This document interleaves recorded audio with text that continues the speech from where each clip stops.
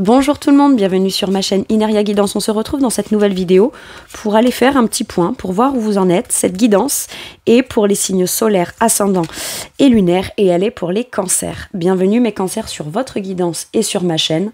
J'espère que vous allez bien. Merci infiniment pour votre présence au quotidien. Bienvenue parmi nous à toutes celles et ceux qui s'abonneront. Et en description sous cette guidance, je vous mets tous les tarots et oracles que j'utilise, ainsi que mon lien pour celles et ceux qui souhaiteraient me réserver une guidance privée avec moi. Mes cancers, dans cette guidance, on va commencer par aller voir vous, votre état d'esprit actuel, où vous en êtes, comment vous vous sentez, voilà, où votre état d'esprit. Ensuite, on ira voir vos questionnements et en fonction de ce qui sort, j'orienterai ma question pour aller voir un petit peu la suite, comment ça peut évoluer ou ce que tout ça pourrait donner. Et ensuite, on terminera par aller chercher quelques petits conseils. Allez, c'est parti. On y va.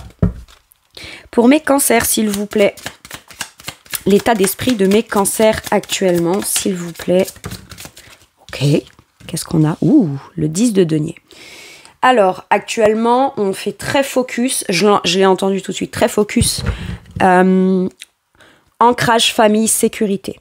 J'ai l'impression que vous visez une abondance, soit vous êtes, c'est votre priorité et vous priorisez tout ce qui est principes familiaux, vous sentir bien entouré. Alors on est sur du denier, donc c'est pas nécessairement que les membres de la famille au sens propre, mais ça peut être les gens qui m'entourent. J'ai besoin dans le quotidien, là, de prioriser, d'être entouré des gens qui me sécurisent, des gens avec qui je me sens bien, avec qui je me sens dans le confort, avec qui je peux partager. J'ai beaucoup de ça là avec le 10 de denier. On a vraiment cette idée si c'est professionnel ou que ça ne concerne pas la famille par exemple, ça peut être la volonté de vouloir travailler ou créer une ambiance, créer une atmosphère, tout faire pour prioriser que là où on travaille, chacun s'y sente bien, chacun s'y sente à sa place, chacun puisse y trouver son compte aussi et tout le monde puisse se sentir en sécurité, en ancrage. Là, voyez, le 10 de denier, c'est pas tant la famille, c'est vraiment le clan, c'est le cercle. Si ça représente une maison, c'est pas juste la maison, c'est la notion de foyer. Vous voyez, c'est l'endroit où on se sent bien, l'endroit où on se sent, comme je vous disais, en sécurité. Vous êtes peut-être en train de travailler énormément, mes cancers, à atteindre un certain niveau d'abondance, d'accord? C'est ce que vous visez. Votre état d'esprit, c'est l'abondance sécuritaire, l'abondance à tous les niveaux. Ça peut être la sécurité matérielle, financière, ça peut être la sécurité de morale, de principe, de valeur. Ça peut être la sécurité émotionnelle aussi, d'accord? Là, on peut être de manière très concrète, on peut ressentir de façon très concrète que dans le quotidien, on fait tout, soit pour atteindre une sécurité émotionnelle, soit on priorise les moments, les personnes, les partages, les lieux, les échanges ou les façons de faire qui viennent sécuriser et apporter cette sécurité-là. Ok. Actuellement, vous pouvez être par exemple, faire focus sur votre famille ou les membres de votre famille ou les gens que vous considérez comme faisant partie de votre cercle proche. C'est bon pour eux, je ressens. En tout cas, c'est votre intention, mais ce que j'entends, c'est que ça vous sécurise vous aussi. En ce moment-là, voilà, vous faites peut-être focus très famille. Pour les célibataires, ça peut vouloir me dire, je veux rencontrer quelqu'un, je veux m'engager, je veux m'investir, je veux construire, je veux bâtir, je veux structurer. Ça se fera avec le temps, dans le temps, pour longtemps, mais ce que je veux atteindre, c'est ça. C'est un foyer stable, c'est de l'abondance, c'est une structure, c'est des principes, c'est des valeurs, c'est des choses qui sont importantes pour moi dans le quotidien. Vous voyez, on est très focus sur les principes, les valeurs, tout ce qui est peut-être très traditionnel aussi. Il y a une notion très tradie là. Bon, ok. Quels sont vos questionnements, mes cancers? Le 5 d'épée à l'envers. Il y a peut-être quelque chose qui vous fait vous remettre en question. Il y a peut-être eu un conflit avec une personne de votre entourage, ou alors il y a quelque chose qui a été conflictuel ou qui vous a pris la tête, quelqu'un que vous considérez ou que vous considériez comme faisant partie de votre cercle, et proche, hein, d'accord? ou en tout cas suffisamment proche de votre point de vue à vous, ok. Pour certains et certaines, ça peut être très proche dans le quotidien, et pour d'autres, c'est le simple fait d'accueillir cette personne, même si c'est que momentané ou de temps en temps, le simple fait de l'inclure dans votre périmètre plutôt rapproché, si je puis dire, ça peut déjà être intégrer quelqu'un dans votre quotidien. Il y a pu y avoir des conflits, des prises de tête, et là, j'ai l'impression que vous souhaiteriez peut-être vous rapprocher ou vous réconcilier avec quelqu'un avec qui il y a eu justement des conflits. J'ai la sensation, parce que le 5 d'épée, c'est des conflits, d'accord, mais c'est pas des conflits qui sont porteurs, c'est des conflits d'ego, là, c'est des batailles d'ego, d'accord. C'est à celui qui aura le dernier mot, en fait. Donc, quel que soit si ce qu'on dit, c'est juste, c'est pas juste, c'est constructif ou pas, le 5 d'épée, ça peut être vous, hein. On vous a peut-être piqué là où ça fait mal pour obtenir le dernier mot, mais c'est pas très fair-play, en fait, voyez. Le 5 d'épée, ce personnage-là, c'est ouais, super, c'est chouette, j'ai eu toutes les épées, j'ai gagné, les deux autres, ils partent penauds, mais bon, au final, quelle a été la façon de pouvoir gagner, ou en tout cas, se dire, ou pouvoir se dire, ouais, c'est bon, c'est moi, j'ai eu le dernier mot, j'ai gagné, et j'ai l'impression que là, vous avez pas envie de vous prendre la tête, vous avez peut-être, c'est pas tant vous prendre la tête, mais c'est peut-être régler quelque chose qui est conflictuel. Je pense que vous appréhendez aussi. Il y a peut-être eu quelque chose qui s'est passé dans le cercle familial, ou qui pourrait concerner pas mal d'argent, beaucoup d'argent, ou qui vient... vous êtes comme l'élément central, comme un espèce, je sens, de pilier qui veut tout faire pour que... il ne puisse pas y avoir de prise de tête, trop de tracas, trop de remise en question pour vous et ceux autour de vous. 5 d'épée, là, ça me parle de peut-être vouloir... Est-ce que je dois être médiateur ou pas? Est-ce que je peux rentrer dans les discussions ou pas, sans que ça vienne peut-être provoquer des conflits ou des tensions? Alors, c'est peut-être... ça provoquera peut-être pas de conflit ou de tension avec les gens autour, mais peut-être que vous ne vous sentez peut-être pas légitime à exprimer quelque chose, dire quelque chose. Il y a quelque chose que peut-être vous ruminez et que pourtant vous aimeriez pouvoir en parler, exprimer et partager autour de vous. Et là, vous êtes en train de vous demander, est-ce que ça va créer des conflits ou pas? Est-ce que ça va me prendre la tête ou pas? Est-ce que c'est possible de trouver un terrain d'entente ou pas? Moi, j'ai un truc comme ça. En tout cas, ce qui est sûr et certain, c'est que là, vos préoccupations du moment, c'est la sécurité, la stabilité, vous sentir bien entouré, dans l'abondance, et qu'il n'y ait pas de conflit qui puisse venir perturber ça. Ok, bon. Maintenant, il peut y avoir aussi, où il pourrait y avoir, où on se pose beaucoup de questions, on appréhenderait certains conflits ou prises de tête à certains sujets, ou aborder des sujets, ou faire des démarches, ou rien que discuter de quelque chose qui peut concerner de l'argent, d'accord ? Là, par exemple, ça peut me parler de conflits d'intérêts dans une famille, ou ça peut me parler de quelque chose qui peut être très prise de tête sur des dépenses qu'il y a eu, ou sur ce qui aurait besoin d'être partagé matériellement, financièrement, par plusieurs personnes qui constituent le même groupe. Admettons, professionnellement, ça peut être vous avez peut-être eu une augmentation ou une faveur, si je puis dire,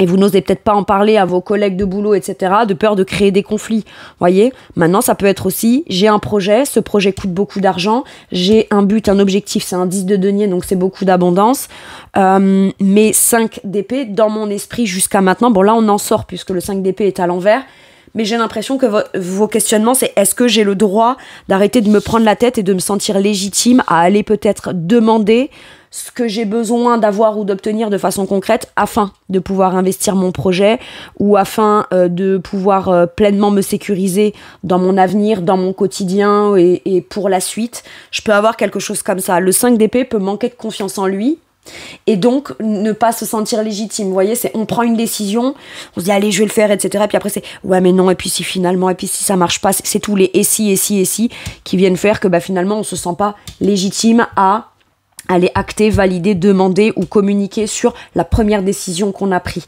Donc là, si c'est un conflit intérieur, ça peut concerner quelque chose que vous auriez besoin de demander ou d'obtenir, mais que vous pensez que pour X ou Y raison, vous ne l'obtiendrez pas.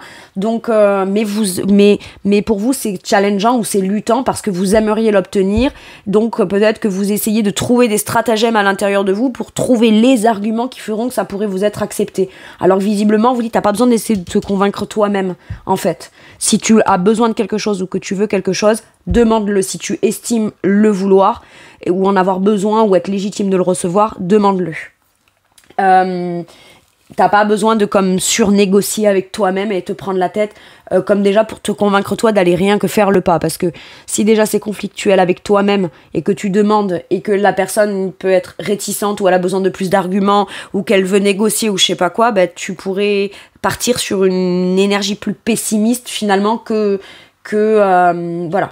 T'es légitime, je sais pas, je vous le dis, vous vous posez la question de savoir si vous êtes légitime et on vous dit oui. Ok. Bon, alors je vais demander qu'est-ce que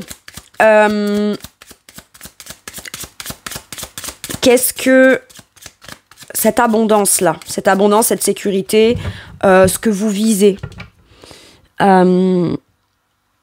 réconciliation ou fin des conflits ou arrêter de se prendre la tête, qu'est-ce que ça va donner? Est-ce que ça va générer de façon concrète la sécurité, l'entraide, le partage là que vous faites tout pour... Oui.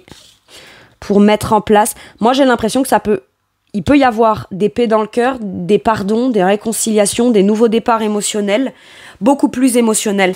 Peut-être que c'est quelque chose qui a pris la tête dans la sphère de vos proches ou là où vous travaillez ou qui peut concerner de l'argent. En tout cas, c'est suffisamment important peut-être pour que ça vous ait pris la tête, pardon. Et j'ai l'impression que là, on vous dit qu'il y a l'occasion et l'opportunité de prendre un vrai nouveau départ dans le cœur. Avec joie, avec abondance émotionnelle. Vous pourriez recevoir de l'abondance émotionnelle et vous aussi offrir cette abondance émotionnelle. En tout cas, ce qu'il y a, c'est que là, on prend un nouveau départ dans le cœur. Ok. Nouveau départ dans le cœur qui rend joyeux. J'ai l'impression que tout ce qui a pu être difficile ou conflictuel, on cherche à en retirer le positif pour se dire que le positif vaut la peine d'être vécu. Ok. As de coupe, qu'est-ce qu'on a? Possibilité d'un nouveau départ, de se lancer dans un nouveau projet de cœur. Peut-être que c'est une somme d'argent que vous souhaiteriez obtenir ou recevoir pour pouvoir l'investir dans un projet à vous qui vous tient à cœur. Ok, qui a l'air de vous mettre en joie. Qu'est-ce qu'on vous dit? Roi de coupe. Waouh. Pour moi, vous pardonnez. Vous pardonnez, vous faites tout pour être... la personne la plus bienveillante, accueillante. Vous êtes comme un pilier émotionnel dans cette situation.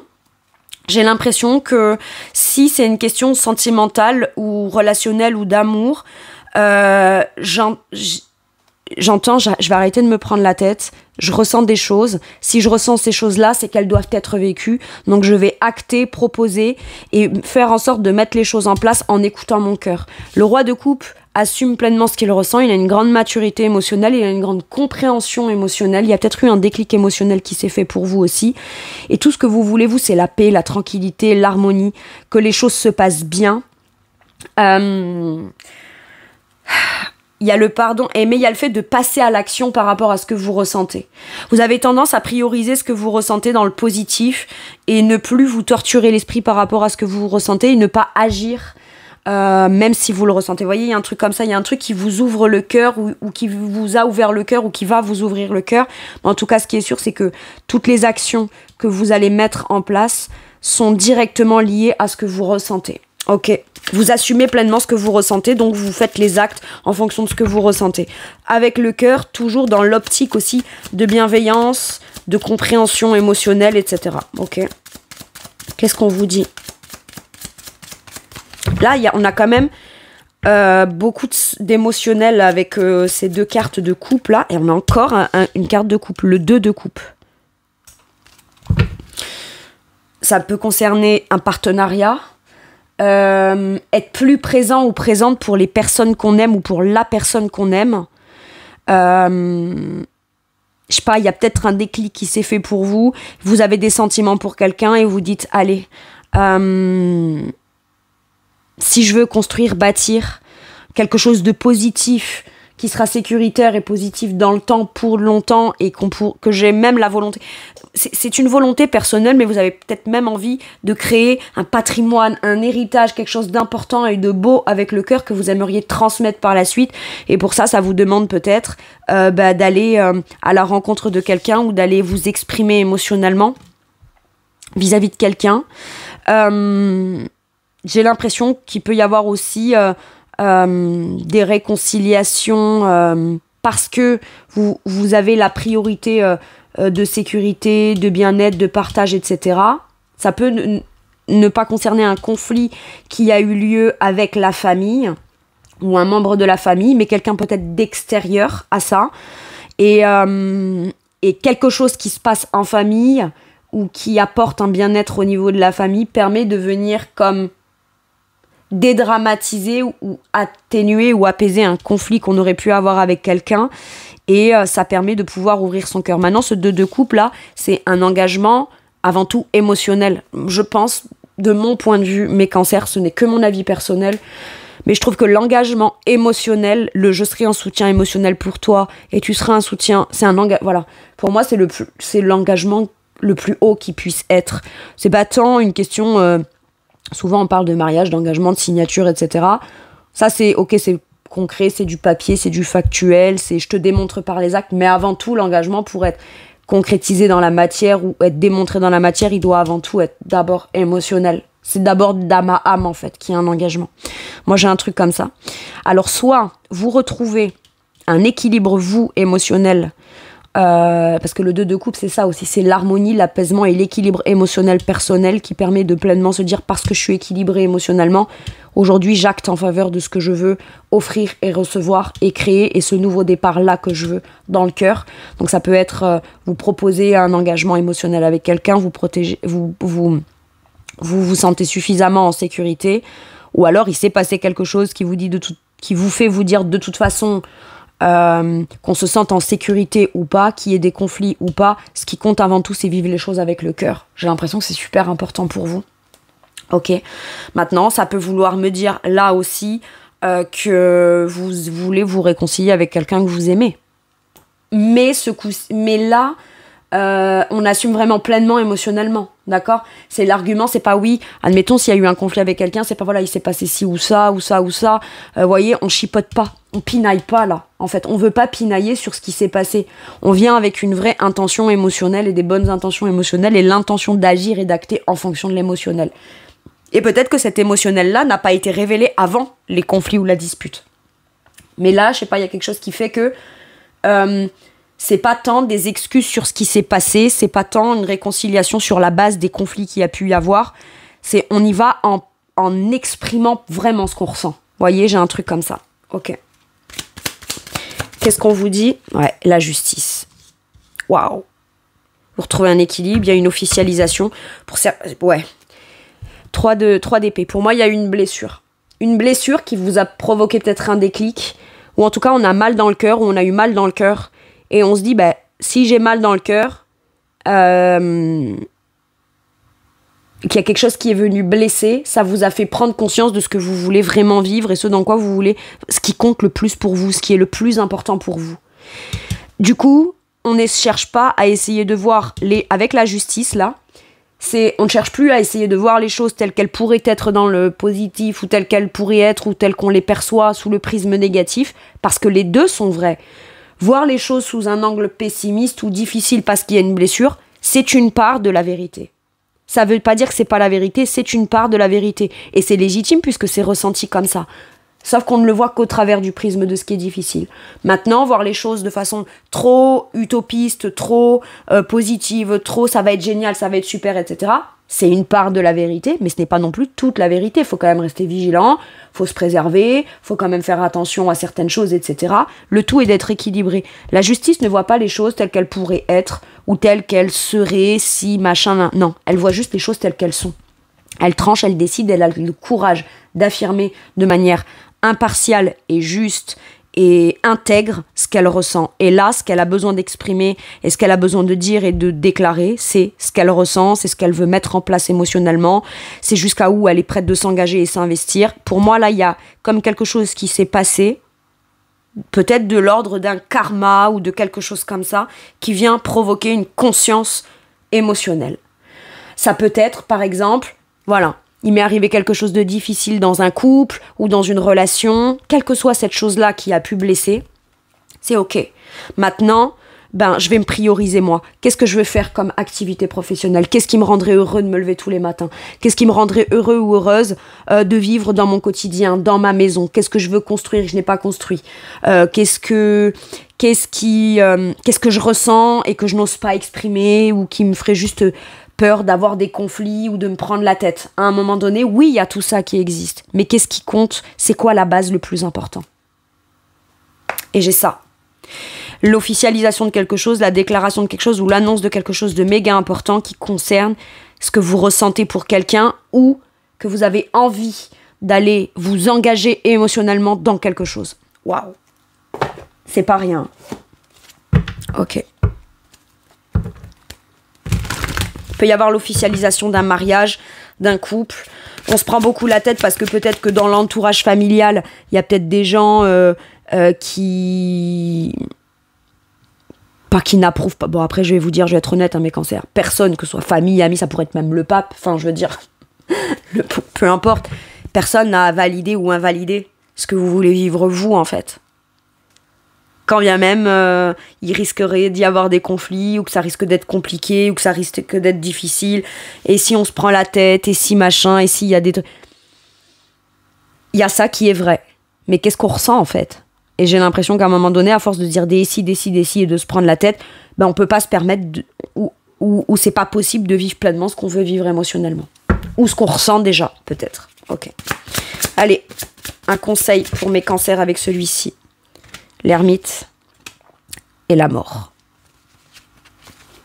Alors, est-ce que la fin ou l'arrêt de quelque chose vous fait réfléchir, vous fait cheminer, vous fait conscientiser des choses? L'ermite est en quête de quelque chose à l'intérieur de lui. Et il a peut-être fallu qu'il y ait quelque chose qui s'arrête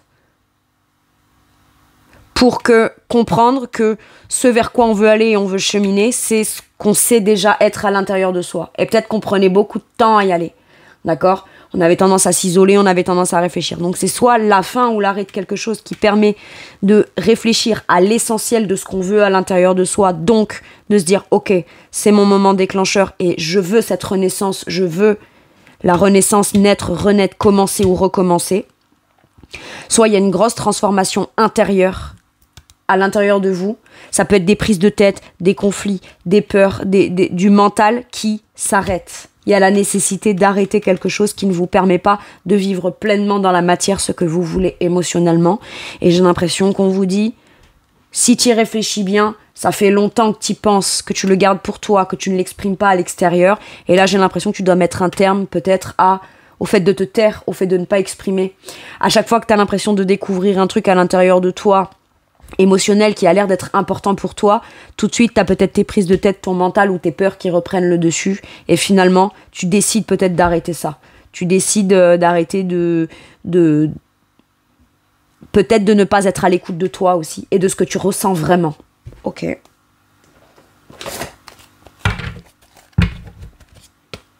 Il y a quelque chose qui vous fait vous remettre en question.